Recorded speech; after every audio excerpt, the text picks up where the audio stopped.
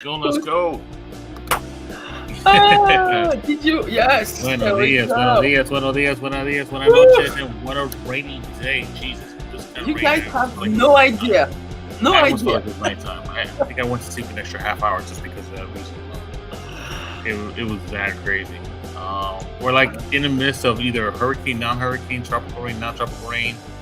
You know, whether it's dripping, it's raining, it's pouring. That rain, days of rains, causing a lot of it's it is what it is, right? Rain is no bueno. Let's just put it that way. Honestly, rain is definitely no bueno. I mean, I'll tell you one thing. Good thing about rain, especially if you have a car, you haven't washed your car in a long time. That's a great time to wash it.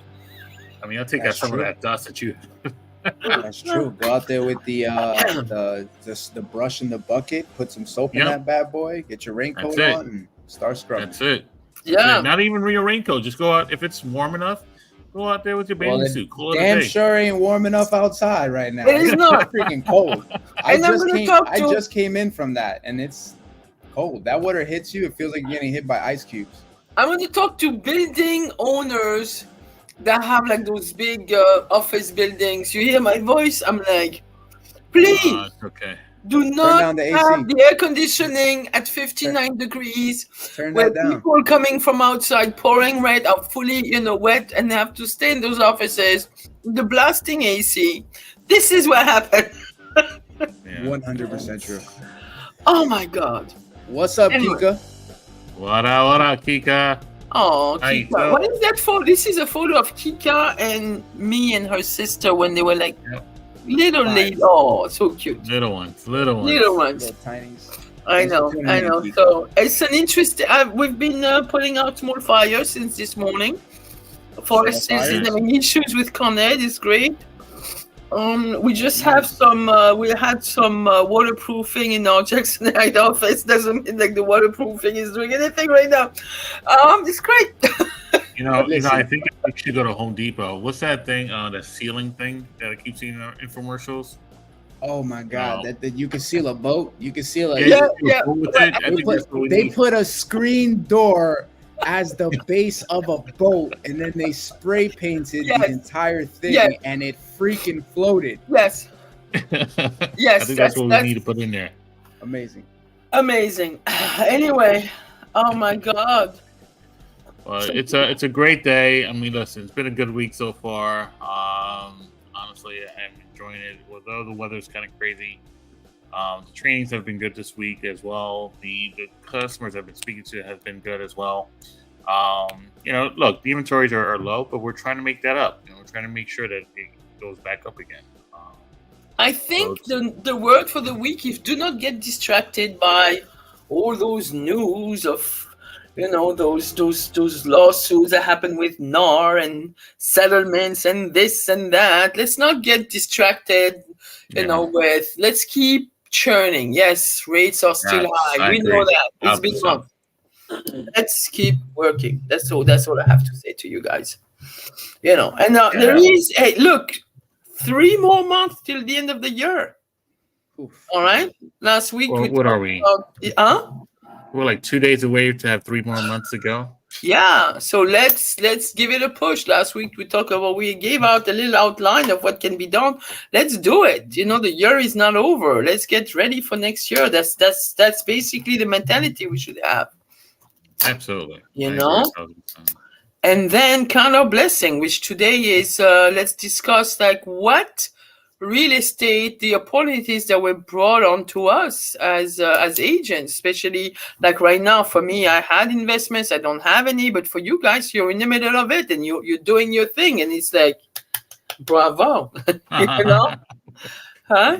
I mean, it's exciting. I'm excited to hear what Israel got going on because I know he got investments going and everything, and he's doing his thing, staying busy, hungry, trying to stay busy. Absolutely. I'm a sponge when it comes to new things, and whether it's technology or new avenues to hit. I'm a sponge to get into all those informations, and if it makes sense to me and things that I want to do, I'll go for it 1,000%. And I have to say that I've been in real estate for about maybe 10 years or so. I don't want to call out my age of real estate, age of real estate. I almost feel like, it's like dog years. It's like you add 2 more years to that, and that's where you are right now. But the point that I'm trying to make with that is I've learned a lot, and I've learned that there's 3 functions in it, and there's that real estate retail, there's that wholesale, and there's commercial. Yeah. There's other parts of it too, but those are the areas that are just a lot of emotions, a lot of numbers, and so forth. And we'll get into it. We'll definitely get into what we can do. But I can tell you that, our topic today is, how real estate business gave us the opportunity to become investors or become the people that we are. And I have to say that, first it starts with my background of being a retail manager for blah, blah, blah years, 19, 18 years. And using that customer service experience and using that customer service expertise, that I try to treat all my clients that way with a higher level of experience and expertise on that. White glove service, as I like to call it. I make sure that the communications I'm in there. And not only that, obviously having to deal with other folks who have the same sort of mindset that, again, you're not based on now, when I was a retail manager, you're not based on the idea of getting hourly pays and everything else like that. You're getting base pay. You're getting commission. So you have other people who are just, chomping away, trying to get that same kind of money in. Learning how to talk to people. I think that's the one thing. So I was a sheltered person at one time. I was the person that you put in the corner of a party and love to listen to the music. Now you can put me in a party and I'll talk to every single person out there. And that's what helped me in part of the portion of my tenure, in this, because once you're in it, you get to speak to everyone. You get to now know what angles you can do, because the point of our business is what? People business. And I've learned that really quick. If I don't talk to people, I'm not going to earn anything, whether it's knowledge, whether it's money, whether it's, information, and referrals are all based on that as well. So, I'll keep it loose so that we can actually have more conversation on that. But I can tell you that the things that I've learned so far in the last 10 years is obviously just let go. Honestly, let go. Make a mess and clean up the process. Make a mess. Yeah, make a mess. Make a mess. It's not. I'm popping those little main things so my voice can. You sure? No, make a mess. Actually, that's what it is. All you need is. You have to make a mess of those real estate conversations. You're not going to become really well versed into talking to a home seller or home buyer unless you fumble a few times, and it's okay. That's right. You're never going to be perfect. That's one thing for sure. I've learned. A lot of folks out there tend to want to study. But again, our industry is based on learning the 75 hours of real estate, and then the street. Once you're in the streets or once you're doing the legwork into it, you'll learn much more than you did in school or classes. Yeah. That's what I've learned too. So let me ask you a question, guys. When did you, so now or both of you, like pretty much seasoned in real estate, even Ed, you've been like 5 years now, 6 years? Ed is killing it. Yeah. 5 years. At what point you felt it was time, with your knowledge, with some of the contacts you had, with some of the opportunity you've seen arising, at what point did you feel it was time for you to jump into investing into this, really? Unless you were investing in other vehicles, I don't know. But and if you were, please talk about it. When did you feel it was time? I'll hit it. It's funny you mentioned that because that's actually what brought me to real estate. The whole reason I got into real estate was to invest. Okay. And then, as you know, my first year in real estate, my first investment was buying my own place. Mm-hmm. You know what I mean? So I wanted to make sure I bought something. And again, some people feel how they may about co-ops, but if you look for the right co-op, you might find something that's beneficial and works in your favor. Oh, yeah. Mm-hmm. So I did. I was looking for something that was rentable, very low cost, garden style, because I know the effects of what it was causing from what I learned in Forest Hills. So I was looking for something like that, a little Far East. So I jumped into that. Again, that was second year in real estate. So as I mentioned, I always wanted to invest. After that, I think it was like 2 years after was when we ended up getting that investment property in Connecticut. The beauty of this experience is that you get tested, right? Yes, sir. And we purchased that property, and it was something that was going to need, and it still needs a rehab. But long story short, we started gutting the place, and then I think it was last year, a tree fell on our house. So we had to go out there, and that was the first time I transformed into another characteristic of a lumberjack. being a lumberjack. All right.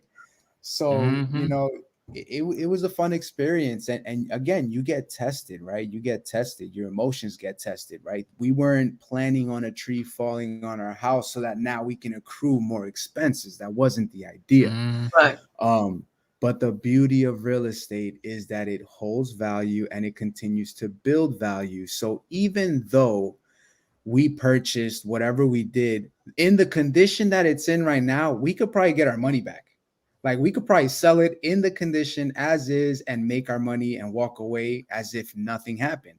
But if we renovate and hook it up, we know that we're potentially going to be making almost 4 times if we sold it. If we kept it, it's an experience. And then it's funny you mentioned that, because we're on the verge of looking for another investment property. This is more kind of something for Priscilla and I to kind of build. So I'm actually going to start scouting land, get land, and then start looking for specific contractors to then put these contracts together.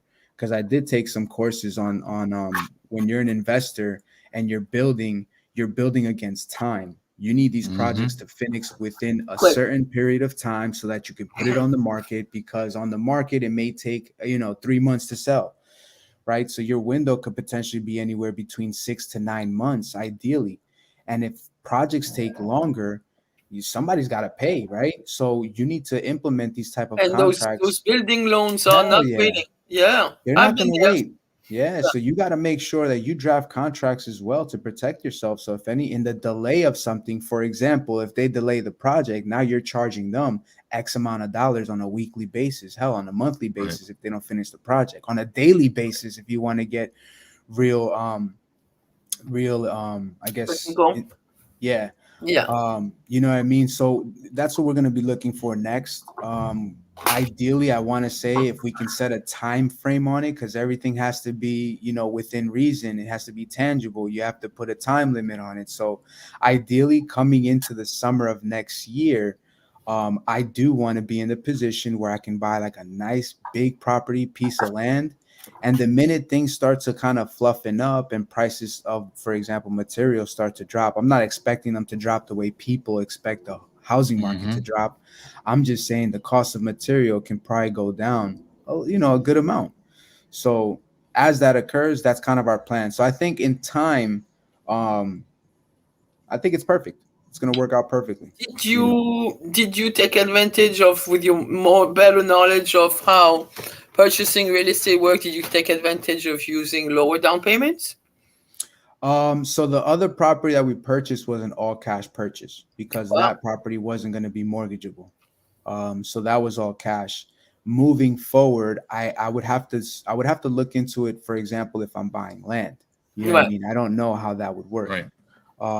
So I would have to see if banks are even up for that. You know what I mean? Because never really dealt that here. It's rare to find land here. I was talking to an attorney the other day. Yeah. Are you guys? Both of you are doing out of state, right? Yeah. I'm out of state. I'm not doing here. I mean, my apartment was here. Israel, you got your apartment here too. So that's in state. No, I mean, our living space is here. All 3 of us have co-ops, which I'm really happy. I come from a house, and you know what? Being in this industry as a somebody who does not have a life partner, I can buy investments and buy a house with. I can't see myself going to Home Depot every weekend. Like when you're still working most of your weekend. So co-ops for me is like, whoo, okay, this is best. This is what works for me, and I'm sure it does work for you at this point too, right? Absolutely. Yeah, we would like to buy another one. So we got a 1-bedroom, because in my opinion, I think if you look, we all want to have great things in life, right? But at the end of the day, if you keep your costs low, your expenses low, and your income is high, you're not going to feel the stress of what people can go through on a day-to-day basis if you live in check by check. Yeah. You know what I Yeah. mean? See, that right there is it's an investor mindset. So if you're pretty much your overhead is low, Yeah. honestly, everything you just said, everything there, all the expenses, everything, if that's low or at least manageable, and your income is still going either double the amount or at least triple the amount, you're fine. You know that's really what the mindset goes for that. So yeah. Israel, what did you want to share? What you got into, and and what sure. Current project? So for me, it was obviously I was in real estate for a bit, and after a while, I started helping out a lot of investors or try to find different ways. And I have to admit, there was a certain point I was a little annoyed with every time they put in lowball offers on properties that I actually started showing them. But after a while, it now knowing it makes sense to me as to why they did that, right? So, there's a couple of classes that I've done, and a couple of classes that I went to, not only for our MLS, but also outside of that. And I realized, Airbnbs is something that can be done, or just renting something out outside of New York City can be done because it's a much easier platform. Right? Yeah. So I started looking into, little information and started, wondering what's going on out there. And of course, for those who don't know, New York is expensive. Let's just call it for what it is. New York City is expensive, not New York. New York City. Yes. So the moment you cross that bridge or the moment you cross that road, in that sense, you'll notice that the prices are much lower. And now I was like, wait a minute, I could have bought this for that. Hold on a second. And get that type of return. This. I know. Right? And get that type of income. Yeah. Right. So then that's when I started realizing, the difference of the Airbnb. That's when I started realizing the different avenues you can do as far as not only renting, straight out renting, or just pretty much Airbnbs and all these other avenues you can do, which are much more that are out there. So you know what? I want to be part of that. And it doesn't hit my pockets as much, I partnered up with a couple people here and there, and then with that, we got ourselves one property already, and then I started learning how to leverage and getting more money, in that sense, to get more projects in your pockets. Mm-hmm. And by doing so, again, I've learned that through going to classes. I've learned that through going to Bigger Pockets, which is another big investment community. Learned that through YouTube, which became my university. I don't know why I never got a diploma out of that, but the point is that it's really something that I learned a lot in the different terminologies. That my language became different. My thought process became different. You guys know, and for those that all know, I have Excel spreadsheets ready to go. So all that became fruition, and then after a while, I started understanding, having to buy through a BRRRR system, having to buy through a subject to system, having to buy, wholesale versus retail. My mentality behind that became different. And what really triggered me was three things, not only the investors, but, honestly, when I saw in the property that was something that folks should buy, right, because they'll get so much out of it later on, is when I started working with some buyers and they became emotionally detached of a home that they can just fix up for $30,000 and make it into $100,000 equity. Yeah. Did you go the route of the lower down payment so you can really leverage your money? Yes. So I haven't really used my FHA portion of it because that's something else I've also learned about. You don't necessarily need to use. You don't need the FHA. You have other. Right, you don't need to in that sense, but you can actually use it in different states if you want. Oh. So yeah, it's a lot to learn on that, which I was really surprised. But I haven't used that, which I'm okay with that. I have partners who, again, I have my private lenders. I have my partners who are pretty much are the ones that want to do projects with me. In the sense of multifamily homes or single family homes. I had to say, I don't know, Ed, I don't know how your Connecticut home was, the home that you had, but I will say that I've seen some homes that literally I had to go buy boots because I was not. I was not destroying any of my shoes with those boots. Yeah. I would buy homes in it was actually like Pennsylvania, around Philadelphia, where I would tell you I would have bought a gun. That too. But then again, like the return on investment and stuff, again, like I would say definitely doing investment with a partner. Like right now, for me, it's not where I want to be. If I had the right partner and you guys obviously have partners, if I had the right partner to do so, because of the distance from where we are physically right now running our business into where the investments are, by yourself, it's like really hard to manage, right? But do you guys that I don't know. I don't think so. So it's what's a little difficult, and one thing I've learned, right, and it's really, don't try to choose something that it takes 5 hours to get there. Try to choose something that takes maybe 2 hours or less to get there by drive, right? And if you set up a system, because really it ends up to be a system. So if you set up a system where you do have maybe a handyman in the area, or you have a property manager in the area, you have a reliable handyman and right. manager. Well, yeah. Not all. Well, those are the growing pains, like whatever happened, 15 years ago, I wasn't as wise as I'm now. But you're definitely, yeah. Yeah, I mean, so for our project in Connecticut, 100%, we have partners, so it's less of a risk. And if we need to kind of split and go, we prefer to go in twos. It is, to your point, Israel, 100%. Look at timing. I would probably say I'd go as far as maybe 3 hours, and that's like with traffic. I agree.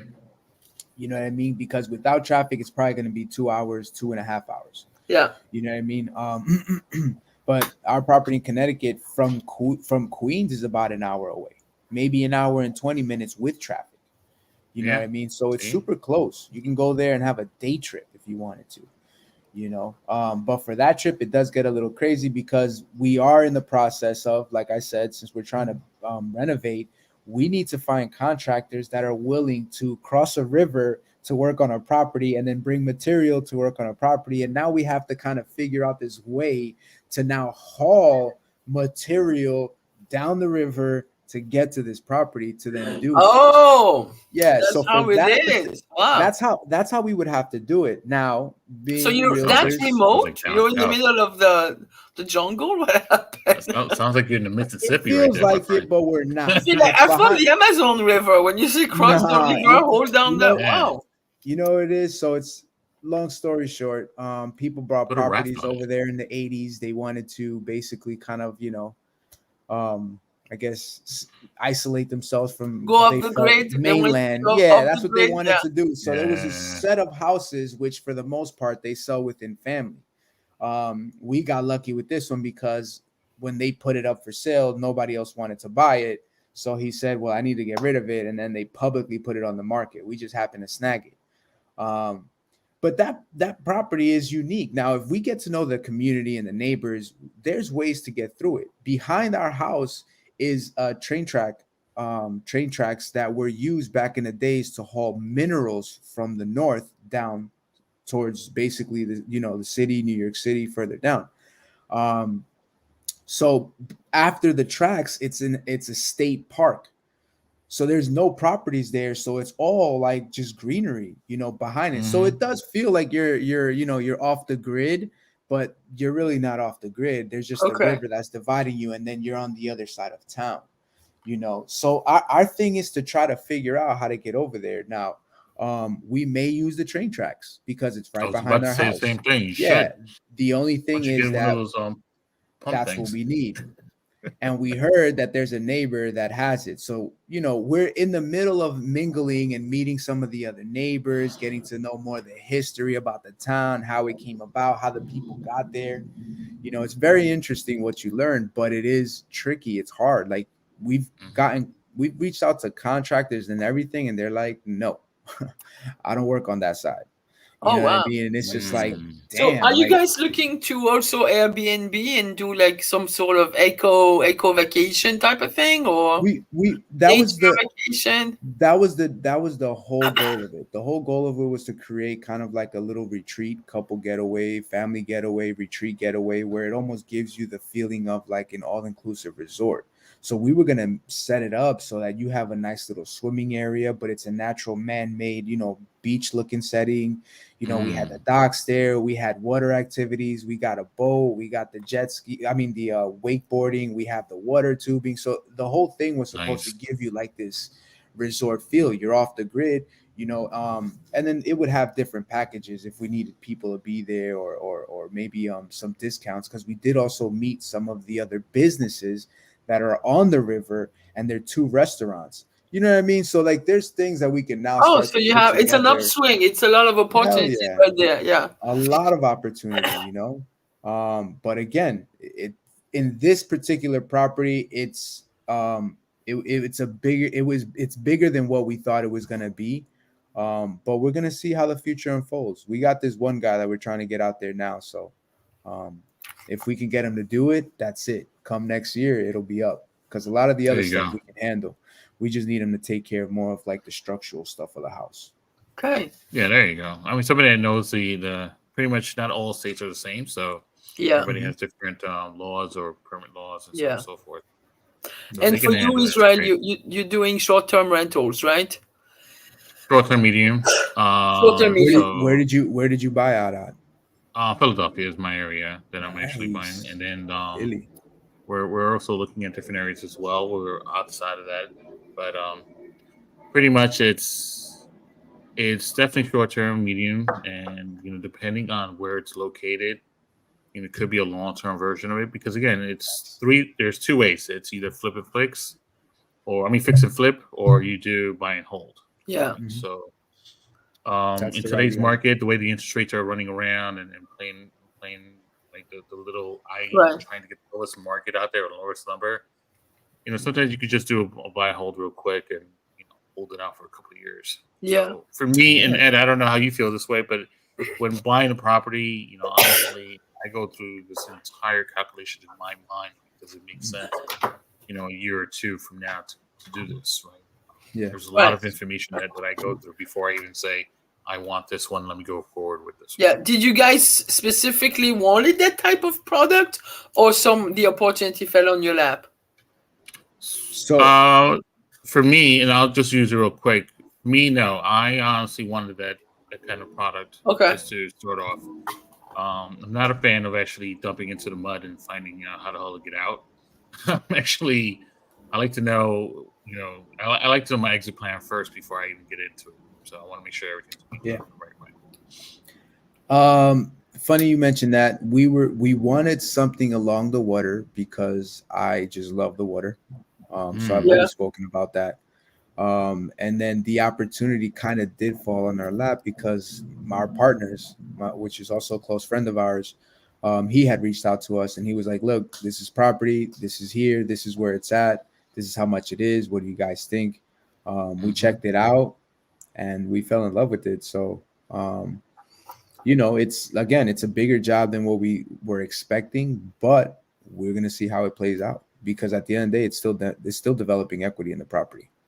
That's it. And it goes back to that one saying again, it's like, don't, what is it again? It's you buy and you just wait for the real estate to actually produce. Right.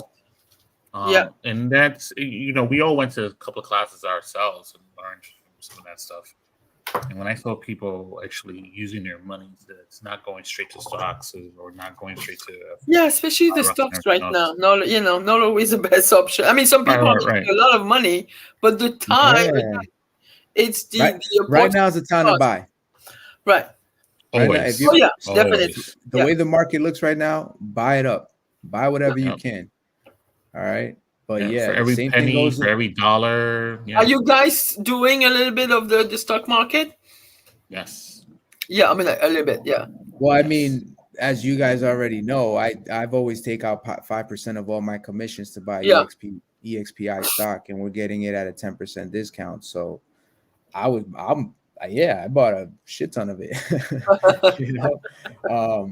But outside of that, back into the crypto world too, because it's super low as well. So it's interesting. It's the time. It's the time. Interesting. Wow. So, and it's crazier, not to get political real quick, my bad, bro. It's crazier not to get political, but there can be a very dramatic shift come the new year. If there's a new president that comes aboard, that's where the market can potentially change. And then coming into 24, going into 25 is where we're probably going to see a boom. That's my theory. I'm not an expert. I'm not giving any type of trade advice. I'm just giving you my opinion. Yeah, I agree, 1,000%. I think the one thing that from going from, and the other thing for me, when just speaking of that real quick, is when it comes to investments, and I think that's another trigger that just hit me too, is when going from one brokerage to another, right? We all been to that one. We were all once the same thing. Is that one conversation of generational wealth? In that sense, right? Like that passive income that really triggered me for a while. And if I can always hit different avenues of doing my passive income or generational wealth, then I'll do it. And that's stocks was one of them. And then having to find out about the houses and how inexpensive they were outside. Definitely, That's something that triggered me. So and then today, we have to make an announcement, don't we? Yes, we do. I know. It's I think Israel should make the announcement. Yeah. I'm gonna get it. No worries. So so with a heavy heart at this moment, really, pretty much, we've been together for about 2.5 years. Going almost three. Oh, almost three. We're a few months away from making 3. Not even a few months. Pretty much. I think when was our first show? I think right before the new year. December. Yeah. December 20th, I think it was. Yeah. We were green. We were green. No, we were. Damn, she already got the tissue. That's silly. Stop. No, actually, my nose is running, guys. I told you. No, it's okay. It's okay, Gigi. Let it out. So really, he's right. He's still gonna be there in my life every day. I work. Always. So, again, with a heavy heart, honestly, you guys are my brothers, my sisters, my family, no matter what. At this point right now, pretty much today is my last show, all right, or my last episode. I've had lots of fun in here. Stop it. I've actually shared, with you guys so much information. It was so much things that we've actually put together to help out everyone out there, with agents, helping agents kind of situation. And I loved it. And at this point right now, obviously, this is something that I didn't want to do. But honestly, at this point, it's, again, with a heavy heart, honestly, it's my last show. To leave the real estate world, or not the real estate world, the real estate unwrapped world. Right. But we do understand. Again, that's why today we're having this show, because I know where you want to take the investment side a little bit more seriously than you have in the past, and you really want to establish yourself and have really be super involved so you can make this work out. Totally understand. Absolutely. And I look, again, it's because we're family as always. You guys, I would always, pop in either whether I'm popping in as a comment, or I could pop in as if there's a topic out there, definitely be coming back as well. But at this moment, I know that the Real Estate Unwrapped family that's out there, you guys are going to be in wonderful shape. You're going to be in great hands with Ed and Gigi. And as far as for me, honestly, I'm never a stranger to anyone. Don't be a stranger to me. Anyways, but the long story short, I wish everyone a great time. Thank you, Gigi. Thank you, Ed. You guys, again, not only been great friends, not only been great friends, great people to work with, but brothers and sisters all the way. And I love you guys always. So look forward to maybe doing a show later on. Sure. You guys. Yeah. We'll call back on. You will know. We'll call back. Yeah. Gary says, much love to all you guys. Gary. Definitely. What's up, Gary? I didn't get a chance to tell Gary, but Gary, you did it. If you're still watching, you did an awesome job that time you covered for me. So I appreciate you. Yes. Man. Yeah. Gary has been, I just want to give a shout out to Gary, who does for the community. He has this group of basically wealth education for teenagers, like financial education. And I think I gotta applaud him for this because, I think it's important for us as agents to sometimes give back, and just, spread your knowledge and give it to, basically for the better of the community. So Gary, thank you for that. Definitely. Thank you, Gary. Thank you. All right. So folks, as we wrap it up,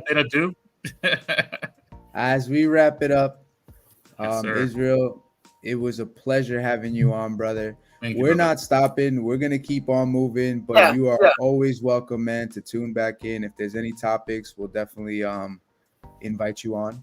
But of course. I wish you the most success, bro. Stay focused. Keep the hammer down, bro. Who cares what anybody says, man? You got this. Cool? Awesome. Thank you, brother. Thank you. All right. For sure. All right. Guys. Love you guys. Thank you. Thank you. I hope you guys, this weekend looks kind of dreadful again. And I hope Sunday is going to be better than Saturday. But keep on churning at those open houses. Keep on going, guys. The year is not over. I'll be in East Elmhurst on Sunday and in Kew Gardens on Sunday. Open houses. So right after this, I have a listing appointment. So wish me luck. Yeah. Good luck. Good luck. All right, guys. Stay dry. Stay dry if you're in New York. Thank you. All right. Bye.